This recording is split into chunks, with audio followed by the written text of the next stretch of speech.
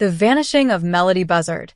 What really happened to the 9-year-old Dawn? To miss out on more true crime stories, hit subscribe, like, share, and join the conversation in the comments. The footage was grainy but haunting. A small girl, barely 9, walked across the gas station parking lot just after sunset. She wore a hooded sweatshirt and what looked like a dark wig pulled low over her face. Her hands were stuffed into her pockets, and her small backpack hung loosely from one shoulder. The timestamp read October 7th, 2025, 7:42 p.m. That was the last confirmed sighting of Melodee Buzzard. When investigators paused the video, they zoomed in on her reflection in a car window. Behind her, just out of focus, stood a tall woman with a suitcase, Ashley Buzzard, Melodee's mother. The two appeared together for only a few seconds before Melodee walked out of frame. Then the woman turned toward the gas pump and drove off alone. That's where the footage ended. That's where the questions began. And that's when the entire town of Terre Haute, Indiana, went cold with fear. By the time the video surfaced, a full week had passed. The school had reported Melodee missing after noticing she hadn't attended classes in several days. At first, staff thought she might have been sick. But when no parent called and no doctor's note came in, the principal contacted police. That call set off one of the most puzzling disappearances in recent memory, a story that would twist between mystery, grief, and secrets buried deep inside a family. Before her vanishing, Melodee was the kind of kid neighbors adored. She wore bright socks that never matched, loved to draw butterflies, and always hummed when she walked. Her teacher said she had an old soul in a small frame. She lived with her mom, Ashley, in a quiet 2-bedroom house on the edge of town. People described Ashley as friendly but distant, someone who smiled for small talk but rarely let anyone get close. Things started to feel strange a few weeks before Melodee went missing.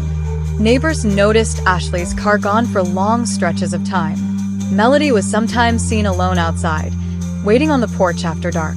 One neighbor, Mrs. Dunn, said she'd once heard Melodee crying and calling for her mom late at night. But by the time she stepped outside, the porch light had switched off. Detectives later learned that Ashley had taken a road trip to Illinois, claiming it was for personal healing. When she returned home, she told people Melodee was staying with her cousin. But when investigators called that cousin, she said she hadn't seen Melodee in months. Police brought Ashley in for questioning. She appeared calm, even polite. She said Melodee had wanted to stay with family to take a break from school. But when officers showed her the gas station video, her smile vanished. She asked for a lawyer, and just as detectives started searching her car for evidence, one officer opened the trunk and froze. Inside, something caught the beam of his flashlight, a tiny piece of pink fabric. The scene went silent. Everyone knew what color Melodee had been wearing the night she disappeared. The pink fabric turned out to be a piece of a child's sweatshirt, torn and dirt-stained. Detectives carefully lifted it out of the trunk, sealing it in a clear evidence bag. The air in the parking lot grew thick and heavy. Ashley Buzzard stood beside her car, hands trembling as she lit a cigarette, her eyes darting between the officers. "Mrs. Buzzard," Detective Harlan said quietly, "when was the last time you saw your daughter?" Ashley hesitated. "I already told you," she muttered, her voice uneven. "She's safe. She's with family." But the detective had already checked every relative she named. None of them had seen Melodee since late September. Even stranger, there were no phone records showing any calls from Ashley to those relatives. It was as if the entire story had been built out of smoke. When police obtained a warrant to search her house, what they found inside only deepened the mystery. Melodee's bedroom was spotless, too spotless. Her drawings were gone from the walls, her clothes folded neatly in drawers that looked untouched. The only thing left out was a half-finished sketch of a butterfly on her desk, a streak of red pencil running through one wing. In the trash can beneath it, investigators found something chilling, a wig cap and a receipt dated October 6th, the day before Melodee was seen on camera. The receipt was from a costume store 2 towns over. On it, one black wig, child size. Detectives now had a disturbing picture forming. It seemed Melodee might have been disguised, but why would her own mother be part of that? Neighbors began talking. Some said Ashley had been acting strange for months, whispering about wanting to start over. One neighbor recalled hearing her say she felt trapped by motherhood. Another claimed Ashley was arguing loudly on the phone the night before her supposed road trip. As the search expanded, FBI agents joined in. They combed through nearby woods, ponds, and abandoned barns.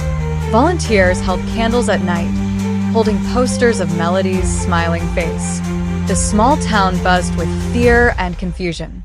How could a 9-year-old vanish without a trace? And how could her mother seem so calm? When the FBI questioned Ashley again, she broke down, but instead of confessing, she whispered something that left everyone in the room frozen. She wanted to go, she said softly. You don't understand. Melodee didn't want to be found. Detectives stared at each other in disbelief. What do you mean, she didn't want to be found? One of them asked. Ashley leaned back, her eyes glassy. She said they were watching her. She said the voices told her to hide. The room went still. The agents exchanged uneasy glances. Was this a desperate lie? Or was something far darker hiding behind Ashley's calm smile? Just as investigators prepared to press further, an officer burst into the room holding a tablet. "Detective," he said urgently, "you need to see this. We just pulled new footage from a toll booth camera outside Springfield. The car matched Ashley's license plate, but there's something else." He turned the screen. The image was blurry but clear enough. In the passenger seat of Ashley's car, a small figure sat slumped against the window, and it looked exactly like Melodee Buzzard. The room fell silent as the image flickered on the screen. There she was, a small girl, dark wig slipping slightly to reveal strands of blonde hair beneath, her head tilted against the window. The timestamp read October 8, 2025, a full week before Melodee was reported missing. Detective Harlan leaned in closer, his voice low. "Enhance that frame." An FBI tech zoomed in, adjusting the brightness. What they saw next sent a ripple of shock through the entire team. Melodee's eyes were open, but distant, unfocused. Her face looked pale, and her hand was pressed weakly against the glass, as if she wanted out. When confronted with the image, Ashley froze. Her cigarette trembled in her hand. "That's not what it looks like," she whispered. She wasn't hurt. She was tired. We were leaving for a fresh start."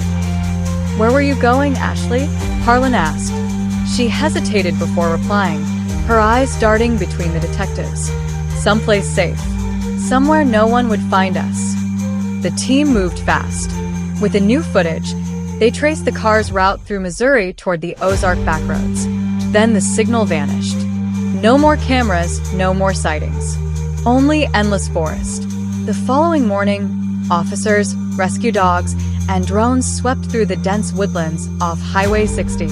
The trees were bare and twisted, their branches clawing at the sky.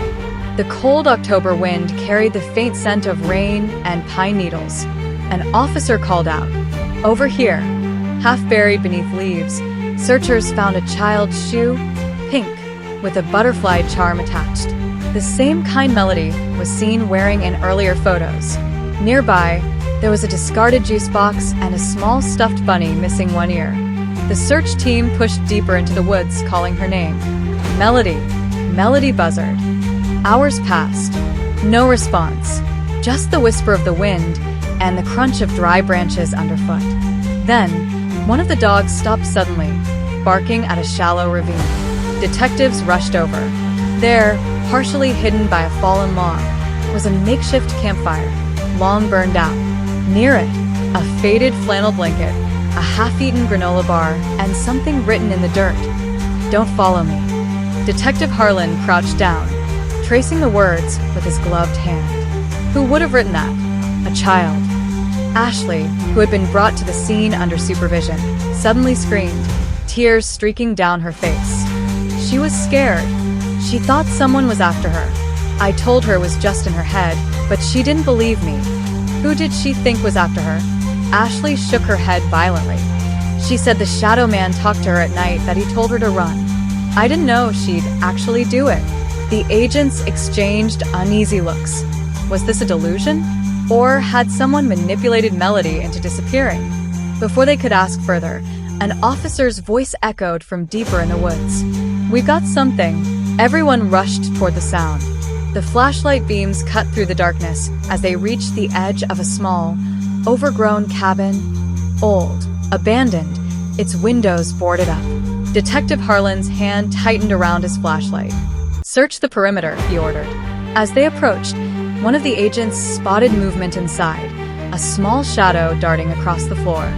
"Wait," another shouted. "There's someone in there." The door creaked open, the hinges screaming against the silence. Flashlights swept the inside, catching glimpses of torn pages, broken furniture, and children's drawings taped to the wall. And right there, drawn in shaky red crayon, were the words, "He said I'd be safe here." At that moment, a soft sound echoed from the far corner of the room, the faintest rustle, followed by a whisper. "Mom?" The team froze. Detective Harlan motioned for the others to stay back. He stepped forward, slowly moving the beam of light toward the voice. There, crouched behind an old crate, was a small figure with tangled hair and tear-streaked cheeks. Her wide blue eyes blinked against the light. "Melodee," Harlan breathed. "It's her." But before he could move closer, Melodee shook her head violently and whispered again, her voice trembling. "He's still here."